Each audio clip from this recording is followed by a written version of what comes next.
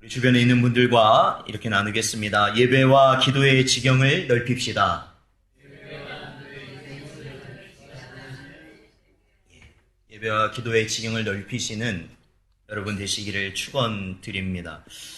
저희가 이제 지난 한 주간은 저희가 맥주 감사 주일로 해서 저희가 다른 본문을 살펴보았는데요. 이제 저희가 계속해서 요한계시록을 연이어 저희가 살펴보려고 합니다.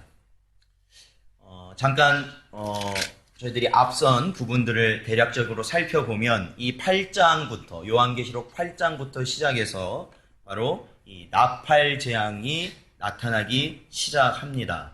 그래서 첫 번째, 두 번째, 세 번째, 네 번째 나팔과 그리고 나머지 다섯 번째, 여섯 번째, 일곱째 나팔이 구분되는 점이 있었습니다. 그것은 뭐였냐면 이 첫 번째부터 네 번째 나팔은 여러분이 자세히 보시면 알겠지만 이것은 하나님이 이 땅에 지으신 피조물들, 즉 그 가운데서도 자연환경 그리고 천체 이러한 이 사람이 아닌 것들에 직접적인 해가 가는 재난들입니다. 그런데 이 13절, 8장 13절을 보시면 이 네 번째 나팔까지 지나고 나서 독수리가 날아오르면서 이렇게 말하죠. 바로 독수리가 큰 소리로 이르되 땅에 사는 자들에게 화가 있으리니 이는 새 천사들이 불어야 할 나팔 소리가 남아 있음이로다 라는 겁니다. 이것은 첫 번째, 두 번째, 세 번째, 네 번째 나팔과는 그 정도가 다른 더 극심한 나팔이 남아있다라는 것이죠. 그래서 화로 표현하고 있습니다.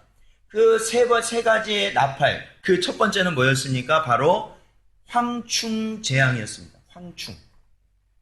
무저갱이 열리고 그 무저갱에서 이 황충이 수많은 황충들이 나와서 사람을 괴롭힐 것이라고 사도 요한은 우리에게 말하고 있습니다. 분명히 황충, 즉 메뚜기라는 이 황충 그 자체는 메뚜기에 해당하는 말이지만 저희가 이 9장에 있는 말씀들을 살펴보면 저희가 이것은 진짜 메뚜기가 아니라 귀신의 존재로 나타나는 것을 황충이라고 우리에게 표현했다라는 것을 저희들이 보았죠. 그래서 이 귀신의 영들은 무정에게서 나오는 다섯 번째 나팔이 불려지면서 무정에게서 나오는 이 귀신의 영들은 우리 인생들이 보기에는 강하고 화려하고 사람들이 정말로 흠모함을 느낄 수 있는 그런 아름다움과 모든 것을 가진 것 같지만 결국에는 그것을 따라갔을 경우에는 영원한 사망, 영원한 고통이 나타나게 될 수밖에 없는 그러한 재앙이 바로 이 황충으로 묘사된 다섯 번째 나팔을 분 재앙이었습니다. 이 황충들의 기세를 성경은 뭐라고 말하고 있냐면 이 황충들이요, 그 모양을 보시면은 전혀 메뚜기 같이 생기지 않았습니다. 특히 주목할 것은 그 꼬리가 있는데 전갈의 권세를 가졌다라는 것이에요. 그래서 전갈의 권세가 어떻게 합니까? 쏜다라는 것이죠. 전갈의 권세라는 건 쏘는 것이잖아요. 이 황충들도 이 귀신의 영들도 이와 같이 쏘는 것으로 사람들을 괴롭힌다라는 거예요. 그런데 그 기한이 5달로 정해져 있고 또 하나는 사람을 직접적으로 죽이지는 못한다라는 거예요. 죽이지는 못한다. 그러니까 죽을 만큼 괴롭게는 하지만 죽이지는 못한다라는 것이에요. 그래서 분명히 이 여섯 번째 나팔이 불어질 땐 이 수많은 귀신들이 나타나게 되고 그 귀신들을 통하여서 많은 사람들이 이러한 고통을 당하게 될 터인데 그러한 것이 그러니까 우리가 점차적으로 그러한 때를 향해 달려가고 있는 것을 생각한다면 지금 현대인이 살고 있는 우리의 모습도 그에 비견될 만한 모습들을 이미 우리는 가지고 있다는 것이죠. 그러니까 제가 벌써 2, 3년 전인 것 같아요. 2, 3년 전에 어떠한 뉴스의 그런 보고에 따르면은 우리나라 전체 국민의, 그러니까 그 경중의 차이는 있지만 70% 정도는 다 정신질환을 가지고 있다는 표현이었어요. 아마 들어보셨을 것 같습니다. 정신질환. 여러분, 이것을 우리가 의학적으로 표현하면 사실은 정신질환이지만 그러한 것이 어디에서 나타났는가를 여러분 생각해 보셔야 돼요. 왜 이 현대인들에게 특히 더 이 말세를 향해 가고 있는 우리들에게 그러한 현상이 더 많이 나타나는가? 저는 이 말씀을 준비하면서 이 시대상을 제일 잘 보여주는 것 중에 하나가 뭐냐면 저희가 다 가지고 있는 스마트폰 아닐까라는 생각을 해봤어요. 스마트폰. 전화기죠. 전화기. 이 전화기요. 아마 뭐 1년, 2년 지나면 신제품이 계속해서 출시가 됩니다. 근데 사실 여러분 아마 이제 스마트폰을 쓰고 있는 우리 초등학생들, 우리 학생들도 있을 거고 우리 청년들도 있을 거고 노년의 장년들도 계시겠지만 누구를 막론하고요. 이 스마트폰의 기능을요. 제대로 사용하는 사람은 거의 없습니다. 거의 없어요. 거의. 그리고 지금 나와 있는, 그러니까 지금 벌써 한 4, 5년 전에 출시된 휴대폰만 해도 사실은 우리가 그것을 사용하는 새는 사양상으로는 불편함이 없음에도 계속해서 신제품이 나오기 시작하죠. 그런데요, 내가 사용하는데 충분한데도요, 어떤 생각이 드냐면, 신제품이 나오면요, 내가 갖고 있는 것은 이제 구식이 되고 저걸로 바꾸고 싶은 마음이 드는 거예요. 그리고 어디 다 자리를 딱 갔는데, 다른 사람들은 다 신제품으로 바꿨는데 나는 옛날 그 휴대폰을 그대로 쓰고 있으면 괜히 마음이 이상한 거예요. 그러면서 조금 무리를 하더라도 사실 그 새로 휴대폰 사면은 그렇죠. 돈이 요금 외에도 기계값이 더 붙어서 많이 나가잖아요. 그럼에도 불구하고 굳이 그 휴대폰을 바꾸고 싶어하는 마음이 든다는 것이죠. 근데 여러분 그게 꼭 스마트폰만 그럴까요? 다 그래요. 이 시대를 살아가는 우리 주변에 있는 것들이요. 다 그래. 우리가 이 선까지 만족할 수 있고 이 선까지 감사할 수 있고 이 선까지 우리에게는 충분할 수 있음에도 불구하고 이 세상에 다른 더 아름답고 더 귀해 보이고 더 좋아 보이는 것들이 나타나면 내가 가지고 있는 충분한 것은 이제 온데간데 없고 그것을 가져야만 내가 행복할 수 있다라는 생각을 하지는 않는가. 그거를 가져요. 그래서 계속해서 발전되는 이 사회에서 살아가는 모든 사람들은 그러한 영향을 받다 보니까 아무리 좋은 것을 가져도 결국에는 가지지 못한 자가 돼버리는 거죠. 그러니 날마다 열등감에 빠지고 날마다 어떠한 궁핍함, 빈곤함, 이 빈곤함 속에서 살아가다 보니까 정신적인 굉장히 많은 어려움을 겪게 되는 것 아닐까라는 생각을 해봐요. 근데 그게 사실 성경에서 말하는 황충의 모습과 유사하다라는 거죠. 황충. 그러한 귀신의 영이 우리를 미혹하고 우리를 이 땅에 살면서 고통스럽게 살아가게 하는 그러한 작용과 비슷하다라는 것이에요. 사랑하는 성도 여러분, 우리가 성도로서 살아갈 때 가장 중요한 건 그겁니다. 뭐냐? 예수 그리스도를 믿고 우리가 구원받았다라는 것은 사망 권세에서 해방됐다라는 것이에요. 믿으십니까? 사망 권세. 그렇다면 여러분, 사망 권세에서 해방됐다고 하면 간혹 이렇게 생각하세요. 죽을 때, 우리가 이 땅에서 죽는 그 순간에만 작용하는 것이라고 생각하시는 분들이 있지만 사망 권세라는 것은요, 우리가 이 땅을 사는 동안에도 똑같이 작용하는 그 권세에서 해방시켜 주시는 것이 예수 그리스도의 능력이시다라는 거예요. 자, 우리 고린도전서 15장 55절을 한번 보겠습니다. 신약성경 고린도전서 15장 55절 말씀입니다.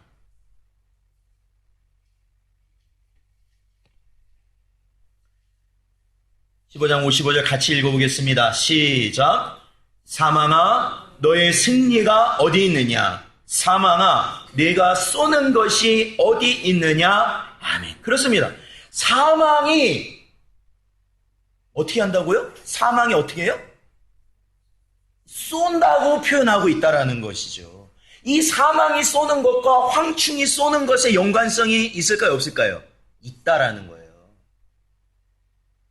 여러분 혹시 사는 게 괴로우세요?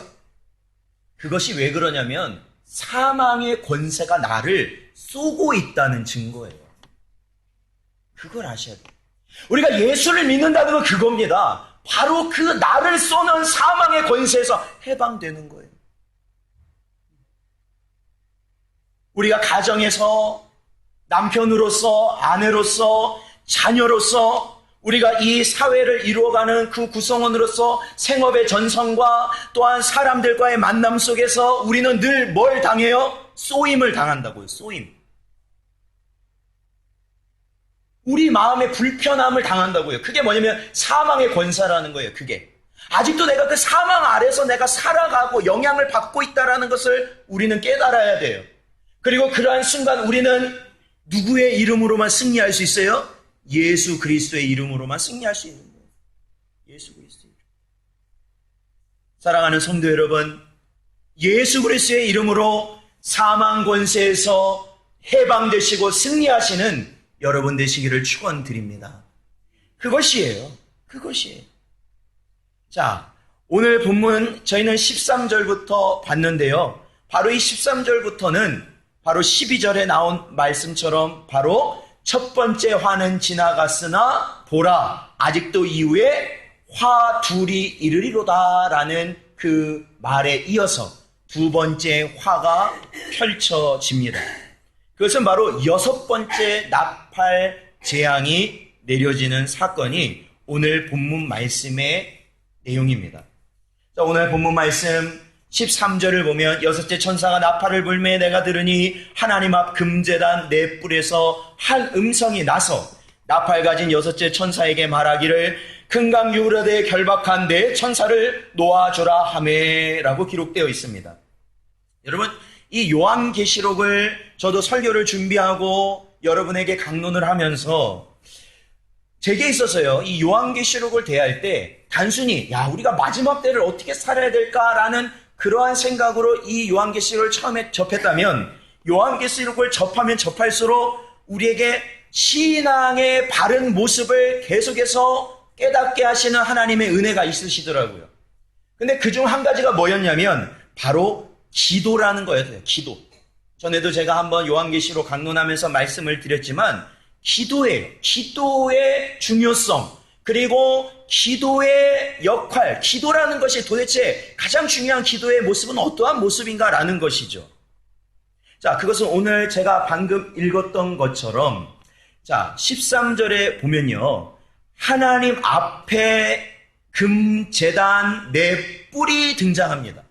그러니까 하나님 앞에, 그러니까 하나님이 보좌에 앉으셨는데 그 보좌 앞에 금제단이 있다는 것이 등장해요. 여러분, 근데 그 금제단에서 음성이 나왔다라는 겁니다. 음성이 나왔다. 그러니까 이 음성이 결국에는 하나님 아버지의 음성이겠죠. 결론적으로는. 근데 그 음성을 통해서 이 재앙이 계속해서 이루어지는데, 여러분, 이 제단이 어떠한 곳이냐면, 자, 저희들 요한계시록 8장 3절에 보면요. 8장 3절에 보면 제단이 나와요. 어떤 제단이 나와요? 보좌 앞 금제단이 나옵니다. 그러니까 이 3절에 나온 제단을 의미하는 겁니다. 근데 이 제단에 뭐가 바쳐지냐면 성도의 기도가 바쳐지더라는 것이죠. 성도의 기도. 그렇다면 여러분, 우리가 이 연관성을 생각해 봐야 돼요. 뭐냐면 하나님께서는 이 제단을 통해 성도의 기도를 받으시고 그 받으신 이후에 하나님은 이 재앙을 이 땅에 쏟으시더라는 거죠. 그렇다면 우리가 이 땅에서 살면서 해야 될 기도가 무엇일까요? 정말로 믿음 있는 기도라는 게 무엇일까요? 그것은 이 땅에 하나님께서 보내주신 자, 다시 보내주신다 말씀하신 예수 그리스도가 다시 오심을 기다리며 그 영원한 나라를 소망하며 사는 자의 기도를 하나님께서는 믿음 있는 기도로 받으신다라는 것이에요. 자, 우리 누가복음 18장 8절을 보겠습니다. 누가복음 18장 8절 말씀 같이 읽어보겠습니다. 시작. 내가 너희에게 이르노니 속히 그 원한을 풀어주시리라. 그러나 인자가 올 때에 세상에서 믿음을 보겠느냐 하시니라. 아멘. 이 누가복음 18장에 나오는 비유, 이것은 불의한 재판관에게 계속해서 자신의 억울함을 호소하던 한 과부의 이야기예요. 근데요, 여러분, 이 18장 8절의 말씀을 주님께서 결론적으로 말씀하시는데, 이 8절 말씀을, 이 18장에 나오는 이 비유를 단순히 내가 원하는 것을 계속 하나님께 구하면 하나님이 귀찮아서라도 들어주신다라고 이해를 하시면 그거는 기도에 대한 이해를 잘못하시게 돼요. 왜냐하면 8절의 말씀이 바로 이거잖아요. 내가 너에게 이르노니 속히 그 원한을 풀어주시리라. 그러나 인자가 올 때에 세상에서 믿음을 보겠느냐? 예수님은 덧붙여서 말씀하셔요. 그러니까 결국에는 이 과부가요, 불의한 것이라고 고했던 것은 이 과부는 성도의 모습을 대표하는 것이에요. 성도는 이 땅에 살면서 어떠한 일을 겪는 거예요? 불의한 일을 겪게 되는 거예요. 이 불의한 것은 언제 공평하게 됩니까? 언제 공의가 바로 서게 돼요? 주님이 오셔야만 바로 서는 거예요. 하나님의 나라가 임해야만 바로 세워지는 것이에요. 결국 이 여인의 간절한 소원은 그 공의의 나라가 임하기를 소원한 것이었다. 예수님께서는 그 여인의 기도를 뭐라고 보시는 거예요? 믿음 있는 기도다라고 보시는 거예요. 사랑하는 성도 여러분, 그렇다면 저희가 이 요한계시록을 대하면서 우리가 간절히 구하고 언제나 바라는 그 소원, 그 기도의 첫 번째는 뭘까요? 바로 주님의 나라가 오실 것을, 임하실 것을 기다리며 고대하며 기도하는 것이에요. 그래서 주님이 이 땅에 오실 때 우리를 보시고 믿음 있는 자라 여겨지실 수 있는 이유는 주님 오시기를 고대하며 살아가는 자를 믿음 있는 자라 주님은 여기신다라는 것이죠.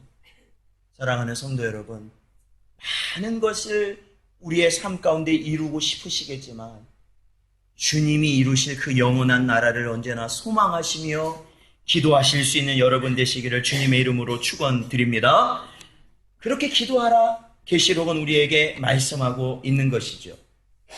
자, 그런데 그 제단에서 한 음성이 났다. 이제 성도들의 기도를 받으시고 여섯 번째 나팔이 시행이 됩니다. 어떻게 됩니까? 14절에 보니까 여섯 번째 천사가 나팔을 분 여섯 번째 천사에게 그 음성이 말했죠. 큰 강 유브라데에 결박한 네 천사를 놓아주라 라고 이야기하고 있어요. 이 유브라데 강은 사실 구약 성경에 보면 창세기부터 해서 굉장히 많이 등장하죠. 많이 등장합니다.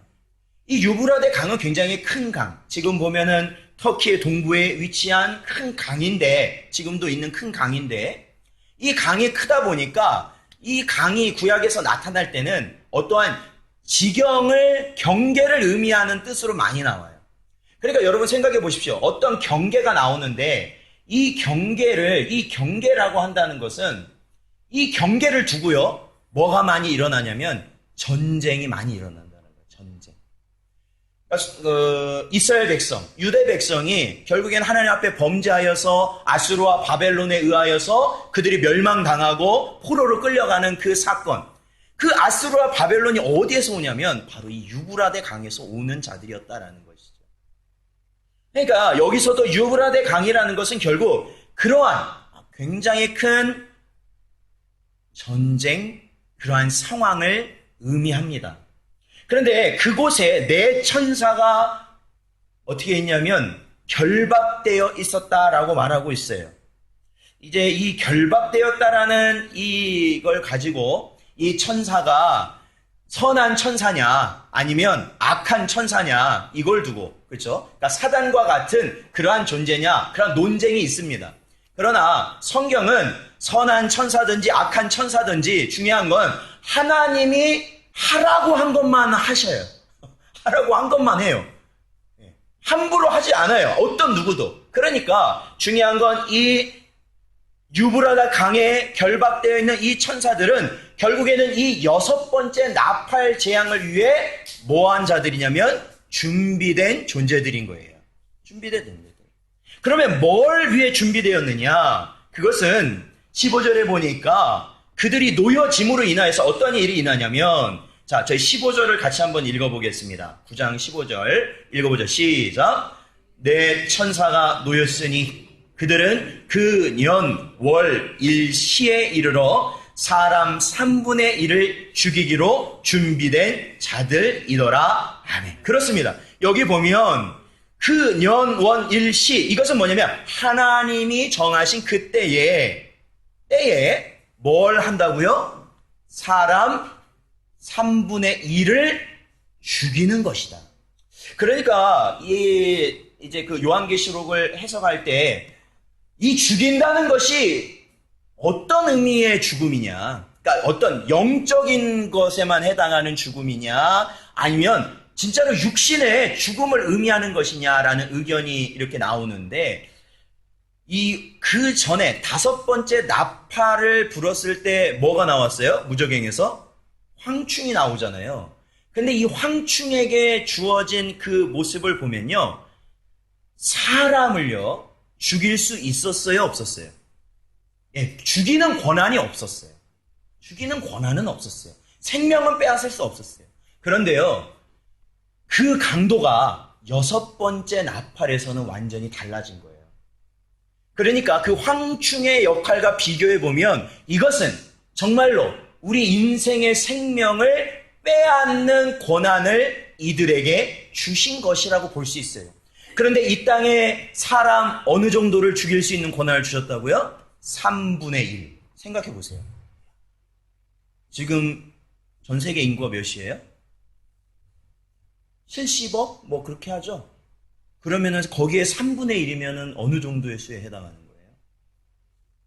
20억이 넘는 20몇 억의 인구. 죽게 되는 권세를 주셨어요. 자, 그러면 여기가 중요해요. 그럼 이들은 어떻게 해서 이 많은 사람을 죽이게 될까요? 그 이후에 16절부터 보면 이 네 천사가 노임으로 인하여서 이들이 어떠한 일을 함으로 인해서 많은 사람이 죽게 되냐면 16절에 보면 마병대가 등장합니다. 마병대. 이 마병대라는 것은 다른 말로 하면 기마대라고 볼 수 있어요. 기마대. 옛날로 말하자면 기마대. 기마대는 어떠한 전쟁을 치르는 부대냐면 말을 타고 신속하고 강하게 빠르게 많은 사람들을 죽이는 그러한 부대죠. 그러니까 말을 타고 다니는 거예요. 마병대. 말을 타고 다니는 바로 그러한 군인들을 마병대라고 부를 수 있죠. 군인의 무리를요. 근데 그 마병대의 수가 16절에 보면 얼마라고 나오냐면 2만만이라고 나옵니다. 그러니까 이 만만이라는 것은 공이 8개예요. 2억이 되는 수많은 그러한 마병대가 등장을 합니다. 이 등장을 보면 황충들의 등장과 유사해요. 이 황충들의 등장과 유사해요. 자, 그런데 17절부터는 사도 요한이 그러니까 환상 속에서 그들을 본 모습을 표현하고 있는데요. 그들의 본 모습은 마병대니까 그 말의 탄자와 그 말에 대해서 묘사하고 있어요. 말을 표현하고 있습니다. 말 위에 탄자는 불빛이 있고 자줏빛이 있고 유황빛, 호심경, 이 갑옷, 전에 말씀드렸던 호심경을 두르고 있고, 말들은요, 머리가 사자 같고 입에서는 뭐가 나온다고요? 불과 연기와 유황이 나오더라라는 겁니다. 그런데 여기서 핵심적으로 봐야 될 건 사람 3분의 1이 죽는데, 실제 죽는데 왜 죽냐면, 자, 왜 죽어요? 사람 3분의 1이요? 17절에 보면 왜 죽습니까? 거기 보면 왜 죽어요? 바로 이 말의 입에서 나오는 불과 연기와 유황으로 말미암아 죽는다라는 거예요. 18절에 나오죠. 이 세 재앙 곧 자기들의 입에서 나오는 불과 연기와 유황으로 말미암아 사람 3분의 1이 죽는다라는 것이에요. 자, 그러면 여기서 이 마병대로 표현된 말과 그 기수가 진짜 말을 타고 다니면서 사람들을 죽이겠느냐라는 것이죠.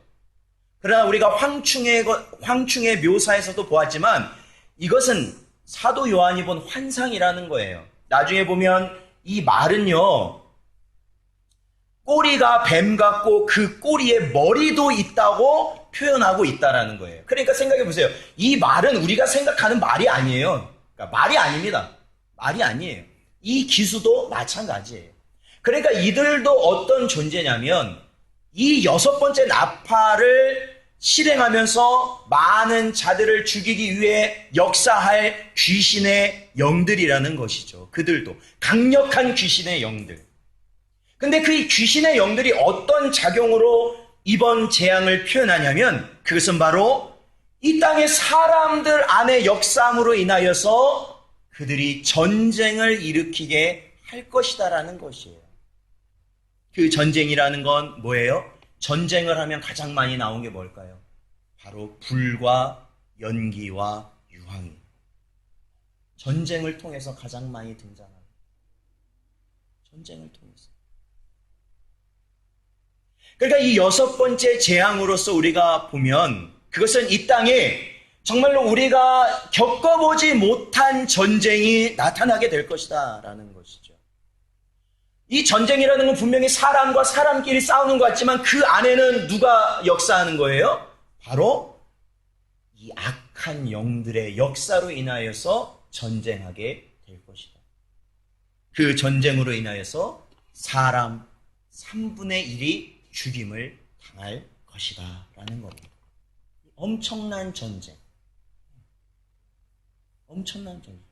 아마도 교회를 다니지 않는 분들이라 할지라도 전쟁에 대한 막연한 그러한 일어날 것이라는 막연한 두려움을 가지고 계실 겁니다. 그러나 성경에서는 마지막 때가 가면, 마지막 때가 가까이 오면 반드시 그러한 일들이 있을 것이다 라고 이야기하고 있는 것이죠.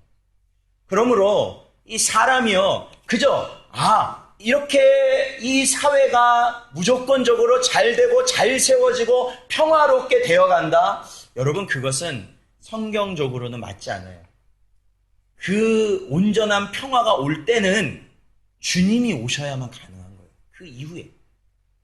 그 전에는 바로 이와 같은 전쟁이 나타나게 될 것이다 라는 것이 요한계시록의 말씀입니다. 그런데요, 저희가 20절부터 보면은 이 전쟁을 통해서 모두가 죽느냐? 그건 아니라는 거예요. 죽는 사람이 몇 명이라고, 어느 정도만 죽는다고요? 3분의 1만 죽는다라는 거예요. 3분의 1. 그 수도 많지만 어쨌든 더 많은 자들이 남아있다라는 것이죠. 그런데요, 20절을 같이 한번 읽어볼까요? 20절 같이 읽어보죠. 시작!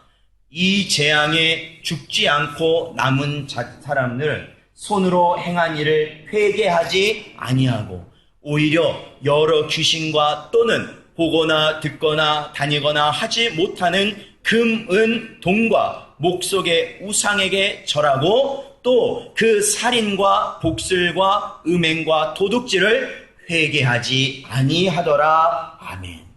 사랑하는 성도 여러분, 이 전쟁, 우리가 이 7인이 띄어지고 7 나팔이 부러지고 7 대접이 쏟아지는 이러한 하나님이 단계적인 점진적인 재앙과 심판을 내리시는 것은 이 일들을 통해서 하나님께로 돌아오라는 거예요. 회개하고 돌아오라는 시간을 주시기 위함이라는 거예요.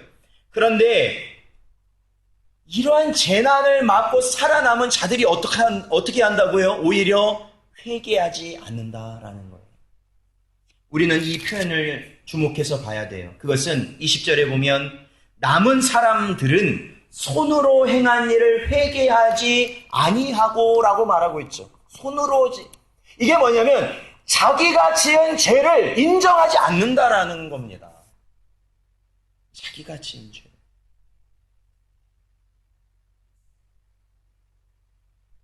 자기가 지은 죄를 인정하지 않으니까 다툼이 생기고 분쟁이 일어나고 전쟁이 나타나는 거 아닙니까?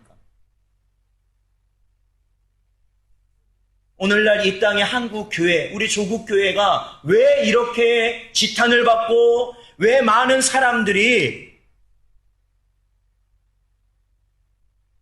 교회를 욕하는 걸까라는 걸 생각해 보셨어요? 시대가 악하기 때문에 그러한 것도 있습니다. 그러나 중요한 건 우리 안에 보면 내가 한 잘못을 인정하지 않으려고 그러니까 그래요. 왜 성도라는 이름을 가지고 있으면서 자신의 잘못을 인정하지 않으려고 합니까? 자기가 잘못했으면 그거에 대해서 인정하면 되는 거예요.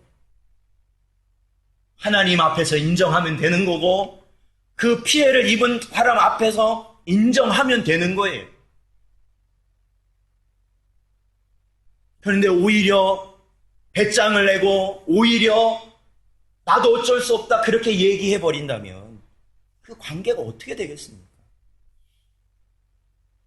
내 잘못을 인정하지 않는 것은 시대의 말에 나타나는 모습이에요. 부부간에도 자신의 잘못을 인정할 줄 알아야 되는 것이고 부모와 자녀간에도 서로의 잘못을 인정해야 된다는 거예요.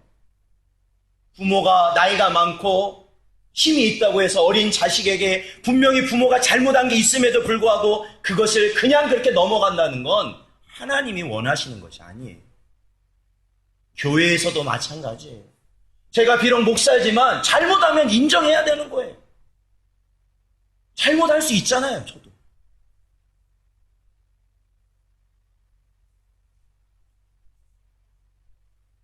그래서 성경은요, 회개하라는 겁니다. 회개하라.